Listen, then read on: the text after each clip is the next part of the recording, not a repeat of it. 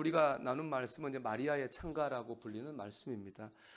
마리아가 천사 가브리엘을 통해서 예수님을 잉태했다, 이제 그런 얘기를 들었습니다. 그리고 하나님을 찬양한 것이거든요. 저는 오늘 세 가지 키워드로 오늘 말씀을 묵상하려고 합니다. 첫 번째 키워드는 기쁨입니다. 46절을 보면은 마리아가 이르되 내 영혼이 주를 찬양하며 그랬습니다. 찬양한다는 말은 헬라어 메갈리네인데요, 이는 크게 기뻐한다, 이런 뜻입니다. 마리아는 크게 기뻐했습니다. 47절 말씀도 보면 내 마음이 하나님 내 구주를 기뻐하였으며, 마리아는 기뻐하였습니다. 이 마리아의 찬가의 핵심은요, 기쁨입니다. 이 마리아의 기쁨을 이해한다면 오늘 우리 말씀을 사실은 이해한 겁니다. 마리아는 하나님의 아들 잉태했다고 하는 것 때문에 주체할 수 없을 정도로 기뻐했어요. 그런데 여러분, 인간적으로 한번 생각을 해보면 지금 마리아가 처한 상황은 도저히 기뻐할 수가 없는 상황입니다. 생각해 보세요. 마리아는 아직까지 결혼한 사람이 아닙니다. 결혼하지 않은 처녀예요.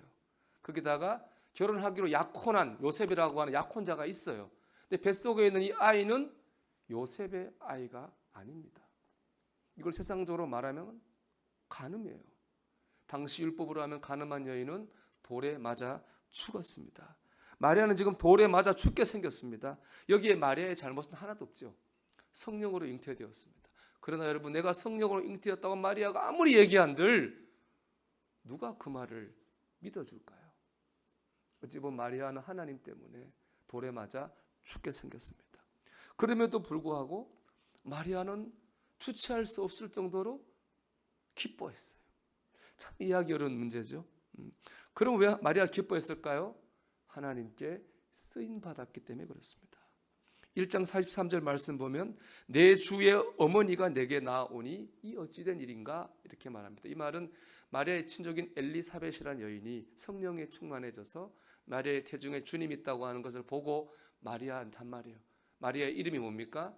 내 주의 어머니잖아요. 마리아는 구원자 예수님을 잉태하는 어머니가 되는 그런 큰 축복을 누리고 쓰임 받았습니다. 마리아는 하나님께 쓰임 받았다고 하는 것 때문에 돌에 맞아 죽게 생겼는데도 기뻐했습니다. 여러분, 세상 사람들이 마리아의 기쁨을 이해할 수 있을까요? 여러분, 세상 사람들이 느끼는 기쁨이라고 하는 것과 우리 그리스도인 느끼는 기쁨이라고 하는 같은 것도 있지만 분명히 다른 것도 있습니다. 일이 잘 되고 성공하는 건 뭐 세상적으로도 기쁜 일이고 우리 그리스도인에게도 기쁜 일이죠.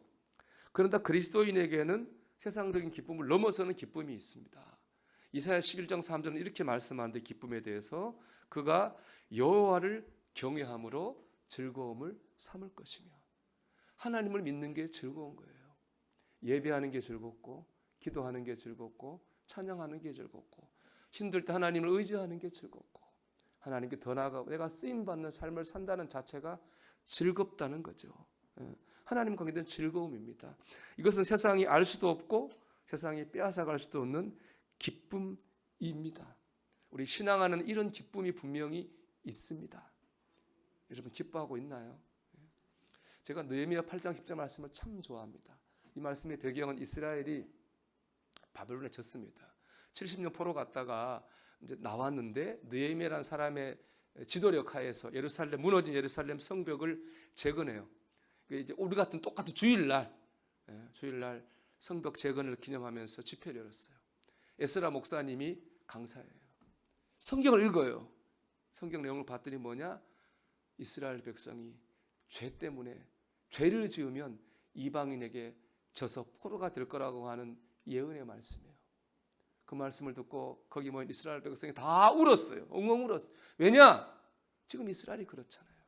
이스라엘의 성벽은 겨우 예루살렘 성벽은 재건했지만 성전은 다 무너졌어요. 집도 무너졌어요. 땅도 황폐해졌어요.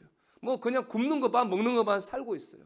옛날에 아름다운 예루살렘의 모습을 생각할 때에 우리가 죄를 져서 우리가 오늘 이렇게 망하게 됐구나. 그들이 다 엉엉 울고 있었거든요. 근데 느헤미야가 울고 있는 이스라엘 백성에게 다가가 이렇게 선포해요.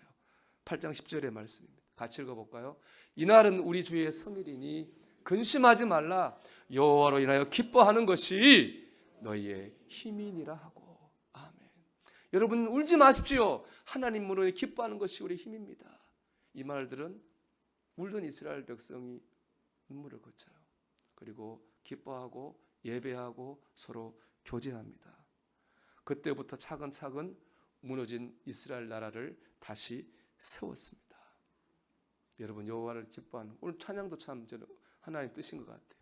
우리 아까 했지만 여호와를 기뻐하는 것이 우리의 힘입니다. 저는 느헤미야처럼 이 시간 선포하고 싶어요. 오늘은 주의 성일입니다.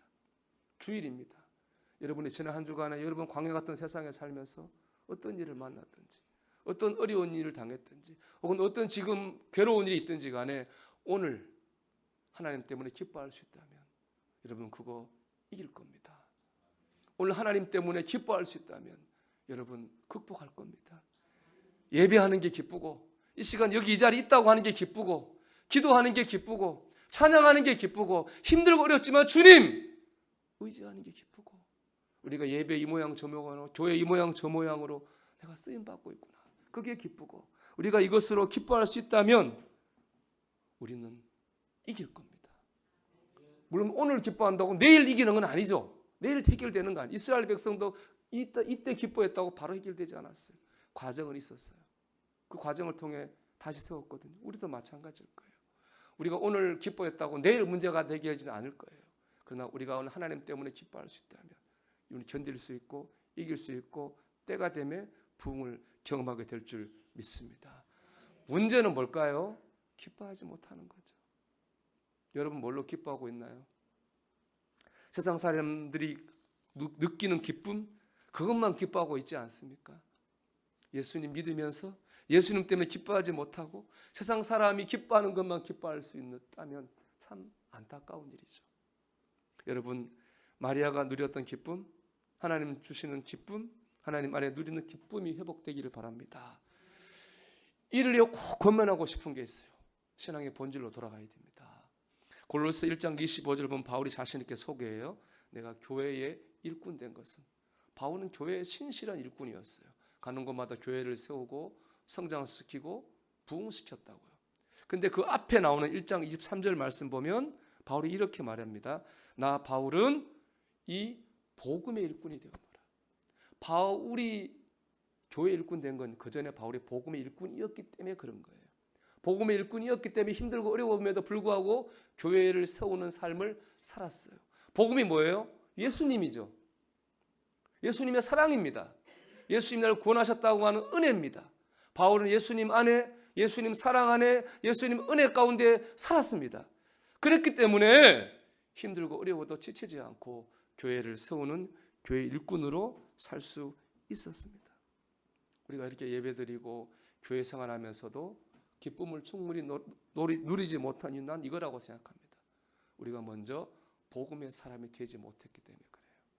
우리가 복음의 사람이 된다면 예수님 사랑, 예수님 은혜, 예수님 가운데 우리가 거할 수 있다면 분명히 우리는 예배하는 기쁨, 찬양하는 기쁨, 신앙생활하는 기쁨을 누리게 될 줄 믿습니다. 저는 이 기쁨이, 이 성탄절이 이제 다가가고 있잖아요. 오고 있잖아요. 성탄절 기쁜 날이잖아요. 안 믿는 사람들한테 모으는 날이고 선물 받는 날이고, 우리한테 기쁜 날은 그 기쁜 날 아니에요. 바로 이 신앙하는 기쁨을 회복해야 된다고 생각해요. 그래서 기쁜 날이죠. 이를 위해 저는 이런 질문을 우리가 답할 수 있다면, 답을 찾는다면 신앙의 기쁨을 회복할 거라고 믿어요. 그 질문은 뭐냐? 예수님은 누구신가? 라고 하는 거예요. 마태, 마가, 누가, 요한 네 복음서 있잖아요. 복음서가 뭐 여러 얘기하지만 주제는 하나예요. 예수님은 누구신가예요. 각자가 자기가 느꼈던 예수님을 누구신가에 써놓은 게 바로 복음서예요. 예수님, 거기 보면 예수님 누구예요? 하나님의 아들이죠. 우리를 구원하러 오신 구원자예요. 우리를 얼마나 사랑하시는지, 우리 대신 죄를 지고 십자가를 지고 죽으실 만큼 우리를 사랑하시는 분이죠. 문둥병자를 고치시고 귀신을 쫓아내시고 우리의 살림 문제를 해결하시는 분입니다. 우리 찬양했던 것처럼 임마누엘, 어떤 일이 있어도 우리를 떠나지 않는 분입니다. 여러분에게 예수님 누구십니까? 하나님의 아들입니까? 여러분의 구원자입니까? 여러분의 죽어준 만큼 여러분을 사랑하시는 분입니까? 여러분의 삶의 문제를 해결하시는 전능하신 분인가요? 여러분을 떠나지 않는 임마누엘의 하나님이십니까? 우리는 이 질문에 답을 찾아야 됩니다. 그런다면 우리가 이 기쁨을 회복할 것이고 우리는 세상을 이길 겁니다. 여러분 이 답을 한번 이 대강절기에는 찾아보십시오. 복음서 읽으세요. 여러분 방법으로 찬양을 들으세요. 여러분 기도를 하세요. 여러분의 신앙을 통해서 이 답을 찾으세요. 예수님은 나한테 누구지? 여러분 그 답을 찾는다면 기쁨을 회복하게 될 줄 믿습니다. 바라기는 이 성탄절, 이 준비하는 대강절에 우리가 기쁨을 회복하기 바랍니다. 저는 믿습니다. 정말 믿습니다. 우리가 이 기쁨을 찾을 수 있다면, 느낄 수 있다면 우리는 꼭 세상을 이길 것입니다. 두 번째 본문을 바라보는 키워드는 비전이에요. 51절 54절 말씀 보면 예수님이 하실 일들입니다. 교만한 자를 흩으시고 권세 있는 자를 낮추시고 비천한 자는 높이시고 배고픈 자는 주려 먹게 하신다. 주님이 하실 일들, 주님을 통해 이루어질 일들에 대해서 마리아가 찬양하고 있어요. 근데 지금 주님 어디 계셔요? 마리아 뱃속에 있어요. 지금 이루어진 일이 아니에요. 마리아는 주님이 하실 일, 주님을 통해 이루어질 일들을 바라보았던 거죠. 그리고 찬양했어요. 주님이 하실 일, 주님을 통해 이루어질 일을 바라본다고 하는 우리 이렇게 말하잖아요. 비전. 마리아는 비전을 바라봤어요. 그렇기 때문에 찬양할 수 없는데 찬양할 수 있고 기뻐할 수 없는데 기뻐할 수 있었던 거예요. 비전을 보셔야 됩니다. 이명박 대통령에 대한 정치적인 호불호를 떠나서 그분의 신앙 간증을 듣고 천만에 받은 게 있습니다.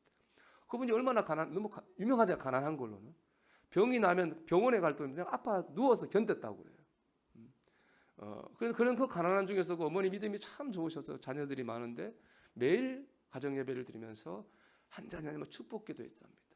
축복하면서 늘 하던 말이 있어요. 어머니가 하나님께서 언젠가 너를 축복하실 거다. 늘 그 말 해줬대요. 이명박 때는 늘 가난했죠. 대학 가서도 가난해서 시장 가서 그 생선 대가리하고 내장 얻어다 끓여 먹고 있다고 하잖아요. 너무 어려우니까 자꾸 이게 뭔가 세상적 유혹이 오고 그랬다는 거예요. 그때마다 어머니의 말씀이 생각했대요. 어머니 그러셨는데 때가 되면 하나님께서 너를 축복하신다 그랬는데 내가 지금 하나님을 떠나면 그 축복을 놓치면 어떡하지? 그런 마음을 가지고 그 가난과 고난을 이겼다는 거예요. 그는 비전을 바라봤고요. 비전으로 가난과 고난을 이길 수 있었습니다. 비전을 바라봐야 되는 거예요. 제가요 몇 주 전에 텔레비전을 뉴스를 보는데 어떤 분에서 이제 요즘 정치에 대한 평론을 해요. 근데 그분이 교인인 것 같아요. 교인이라 그래요. 제가 볼 때 장로님 좀 되시는 것 같아요. 근데 그분이 이런 얘기를 해요. 정치에 대한 얘기를 하면서 그동안 교회가 10년 동안 세 가지를 반대해 왔다는 거예요. 이슬람을 반대했고 신천지를 반대했고 동성애를 반대해 왔다는 거예요. 근데 지난 10년간 돌아봤더니 교회가 반대해 왔던 것들이 커졌다는 거예요. 오히려 교회는 줄어들었다는 거죠. 그분 이제 평론자 입장에서 얘기하는 거예요. 그러면서 하는 말이 뭐냐? 반대해서 뭐 되는 건 없고 반대를 할 수 있는데 반대해서 되는 건 없는 것 같다. 그런 얘기예요. 제가 참 많이 깨달음이 있었습니다. 신천지, 이슬람, 동성애 도저히 우리가 동의할 수 없는 가치입니다. 우리가 싸워야 될 영적인 전쟁의 대상이지요. 그러나 여러분 그것 찬성하자는 건 전혀 아니고요. 단지 우리가 반대를 앞세워 가지고는요 앞으로 나가거나 성장할 수 없다는 겁니다. 우리가 지난날의 잘못과 사람을 지적하고 일들을 비판하고 반대할 수 있어요. 잘못한 거 얘기해야죠. 그걸 앞세워서는 우리는 앞으로 나갈 수도 없고 뭘 이룰 수도 없고 복을 받을 수도 없어야 우리는 뭘 앞세워야 됩니까? 우리는 비전을 앞세워야 됩니다. 하나님이 하실 거야. 하나님 이끌어 주실 거야. 하나님 역사하실 때가 올 거야. 그 비전이 우리를 앞으로 나가게 해요. 이스라엘도 마찬가지입니다. 이스라엘이 포로 우리나라가 일제 36년을 힘들었는데 그 두 배를 이스라엘이 70년을 견뎠어요. 그들을 견디기 위한 비전의 말씀이 있습니다. 시편 126편 5절의 말씀입니다. 눈물을 흘리며 씨를 뿌리는 자는 기쁨으로 거두리로다. 지금 보이는 거 없죠. 그렇지만 눈물로 믿음의 씨를 뿌리면 언젠가 하나님 역사를 거둘 겁니다. 그들이 이 믿음으로 70년을 견뎠다고. 그리고 드디어 하나님 역사로 고향으로 돌아왔고 부흥을 경험했잖아요. 지금 바벨론 없어졌죠. 페르시아 없어졌죠. 다 없어졌지만 이스라엘은 남아있잖아요. 이것이 하나님의 역사입니다. 우리는 비전을 붙잡는 사람이 되어야 됩니다. 여러분 마리아처럼 하나님이 역사하실 거야. 눈물로 씨를 뿌리면 기쁨으로 거두게 하실 거야. 여러분이 비전을 바라보고 나가시기를 축복합니다. 세 번째 키워드는 헌신입니다. 45절 말씀 보면 주께서 하신 말씀이 반드시 이루어지리라고 믿은 그 여자에게 복이 있도다. 그 여자는 마리아죠. 마리아는 주님이 하신 말씀이 반드시 이루어질 걸 믿었습니다. 성령으로 잉태될 것도 믿었고 자기의 태중에 있는 아기가 구원자 예수님이라고 하는 것도 믿었어요. 그런데요, 오늘 제가 강조하고 싶은 건 믿음의 대가예요. 마리아는 이를 믿었어요. 근데 믿음으로 말미암아 당장 받아야 될 건 뭐죠? 고난이잖아요. 간음했다는 여자라고 하는 주홍글씨, 그리고 돌에 맞아 죽을지도 모르는 위협. 믿은 결과가 축복이 아니에요. 믿음 결과가 저주고 수치고 죽음의 위협을 바로 믿음의 결과죠. 그리고 마리아도 그렇게 될 줄 알았어요. 그렇다면 주님 말씀이 이루어질 것을 믿습니다는 이 마리아의 믿음의 고백은 그냥 말이 아니에요. 거기에는 헌신과 각오와 결단이 포함되어 있는 거예요. 저는 이 마리아의 믿음의 위대함이라고 생각해요. 마리아의 믿음은 말로만 하는 믿음이 아니라 행동하는 믿음이고 실천하는 믿음인 거죠. 제가 얼마 전인가 한번 목사님 설교 말씀 듣는데 좀 도전받은 게 있습니다. 설교하는 목사님들이 착각하는 게 있다는 거예요. 그게 뭐냐? 설교를 좀 오늘 내가 못했어요. 교인들이 은혜를 못 받았어요. 내 설교가 부족했나? 공부가 부족했나? 연구가 부족했나? 설교를 더 잘하려고 공부하고 연구한다는 거예요. 그래서 설교를 잘하려고 하는 거죠. 근데 그분 말씀은 뭐냐? 문제는 설교를 더 잘하는 게 아니라 그럴수록 목사답게 살아야 된다는 거죠. 목사답게 살 때 은혜가 전해지는 거라는 겁니다. 그러므로 설교가 안 될수록 목회자는 더 목회답게 사는 일에 열심을 내야 된다는 거죠. 제가 참 거기 말씀에 도전을 받고 참 도전을 많이 받았어요. 저는 늘 그런 생각하거든요. 전사님 얘기할 때 우리는 뭐 다른 거는 잘 모르지만은 하나님을 사랑하고 교회를 사랑하고 우리 교인들을 사랑하는 게 중심이라고 저는 얘기하고 생각해요. 이 말씀 목사님 말씀대로 하면 내가 설교 못했으면 그걸 더 생각해야 된다는 그런 말씀으로 저는 받아들였어요. 설교보다 설교자로 사는 게 더 중요합니다. 이를 여러분에게 적용한다면 여러분 이제 설교 시간에 아멘 해주시 너무 감사하죠. 그런데 아멘 하는 걸로 끝나면 안 되는 거죠. 아멘 했던 대로 살려고 할 때 우리를 통해 주님의 역사가 나타나는 거예요. 말이 아니라 믿음으로 살아야 되는 겁니다. 이사야 56장 6절 7절 말씀 보면 내가 기뻐하는 금식은 금식은 흉악의 결박을 풀어주며 멍에 줄을 끌어주며 압제 당하는 자를 자유하게 하며 모든 멍에를 꺾는 것이 아니겠느냐. 또 줄인 자에게 내 양식을 나누어 주며 유리하는 빈민을 집에 들이며 헐벗은 자를 보면 입히며 또 내 고륙을 피하여 스스로 숨지 아니하는 것이 아니겠느냐 그랬어요. 우리 금식 기도는 기도 중에 최고봉이죠. 밥을 안 먹고 하는 기도니까 굶어 죽기로 결단하는 기도니까 기도 중에 최고봉이에요. 근데 우리가 그렇게 밥 안 먹고 굶고 기도하는데요, 하나님이 기뻐하는 금식은 그거 아니라는 거예요. 밥을 먹고 세상에서 하나님이 기뻐하시는 삶을 사는 거예요. 하나님이 기뻐하시는 일을 하는 거예요. 그게 하나님이 기뻐하시는 금식이라는 거죠. 우리 마음에 도전이 되지 않습니까? 그렇게 하나님은 하나님이 기뻐하시는 삶을 살고 일을 하는 걸 최고의 기도로 받아준다는 거죠. 그리고 이렇게 역사하신다고 그랬습니다. 이사야서 우리 56장 우리 8절 9절 말씀 보면 그리하면 내 빛이 새벽같이 비칠 것이며 내 치유가 급속할 것이며 내 공의가 내 앞에 행하고 여호와의 영광이 내 뒤에 호위하리니 내가 부를 때는 나 여호와가 응답하겠고 내가 부르짖을 때는 내가 여기 있다 하리라. 우리가 그렇게 금식하는 마음으로 믿음으로 살면 하나님께서 놀랍게 역사하시겠다는 것입니다. 갑자기 생각나는 얘기가 있네요. 어느 권사님이 다리가 아팠대요. 관절이 너무 심해가지고. 그래서 어떤 윤석전 목사님이 이제 그 간증에 들었어요. 왔길래 기도해달라고 기도 안 해줬대요. 기도 받을 필요 없고 전도지 주고면서 저 전도하라고. 다리가 아픈 사람한테 전도하다 다리가 나았답니다. 근데 그 간증을 듣고 그래 이 말씀도 생각났어요. 우리가 믿음으로 살려고 해야 됩니다. 하나님 기뻐하신 일을 하려는 각오와 결단이 필요한 겁니다. 그것이 가장 하나님이 기뻐하시는 금식이고 역사하시는 것이고 마리아는 그렇게 한 거죠. 그래서 하나님의 예수님의 어머니로 쓰임 받는 삶을 살 수가 있었습니다. 여러분 말씀의 키워드를 다시 한번 생각해 보십시오. 기쁨, 비전, 헌신.